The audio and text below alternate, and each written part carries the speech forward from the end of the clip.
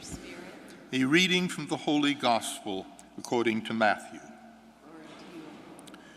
When Jesus was born in Bethlehem of Judea in the days of King Herod, behold, Magi from the east arrived in Jerusalem, saying, "Where is this newborn King of the Jews?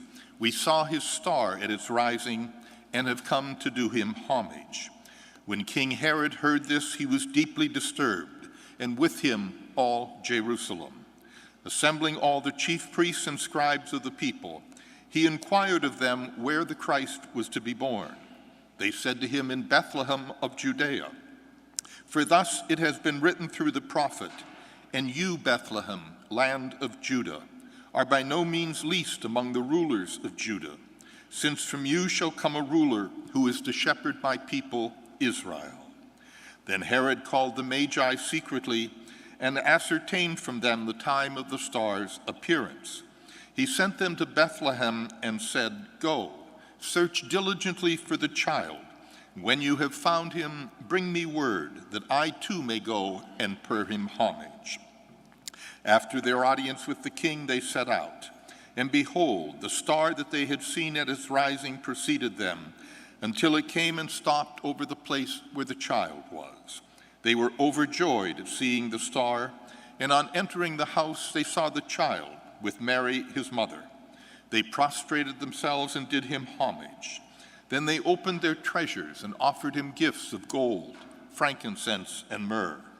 And having been warned in a dream not to return to Herod, they departed for their country by another route."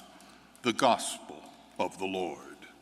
Praise you, Lord Jesus Christ.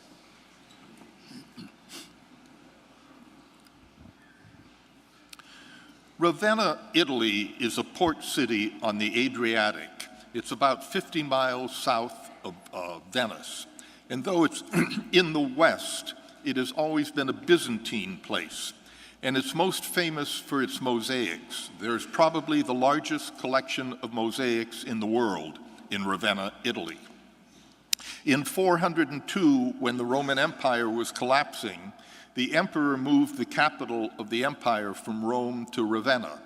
And so in the early 400s, Ravenna flourished.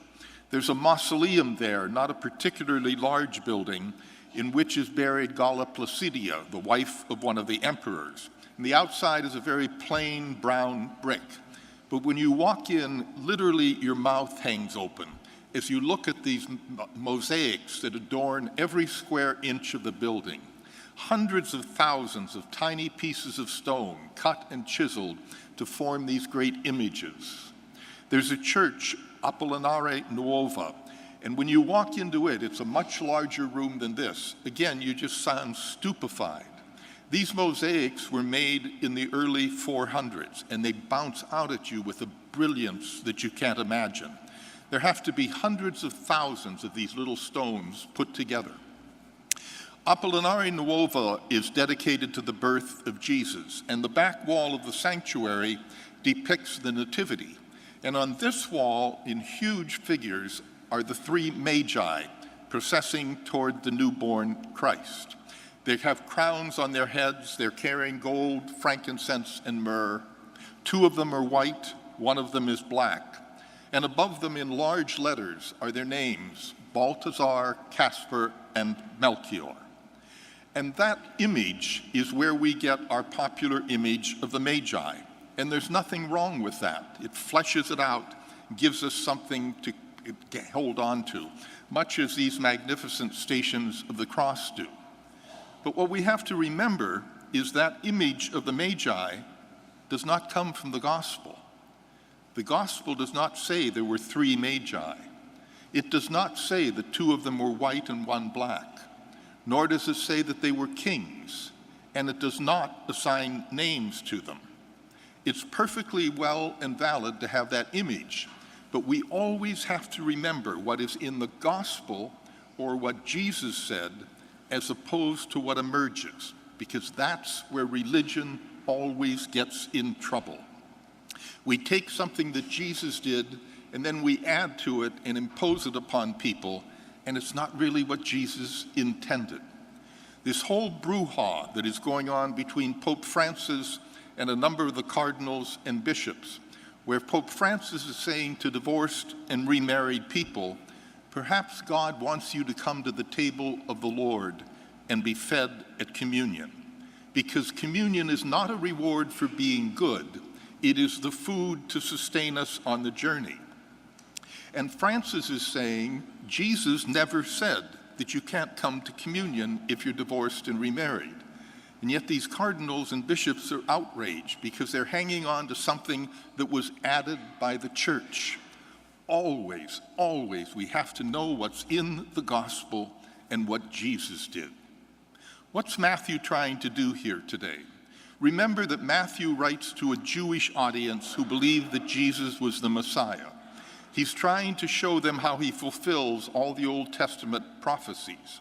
But by the time he writes in the year 85, the Jewish church is fading away and is becoming a Gentile church. And Matthew is trying to tell his Jewish audience that your leaders, your religious leaders, were so caught up in laws and rules and regulations, they didn't see the Messiah come. It took these pagans, these Gentiles from the East, to come and recognize the Messiah. And the challenge for you and me today is to know where we find Jesus Christ. Do we not see him in the faces of the multitudes of people who come here every Tuesday to be fed at our food pantry because they can't afford to feed their own children, and they do that because of your generosity? Do we not see them in the faces of these little children whose pictures we see traumatized for life by this war in Syria? Do we not see the wonder of Jesus Christ in the eyes of a baby as they begin to take in the wonder of this whole new world? The challenge to you and me is to know where to find Jesus Christ. Amen.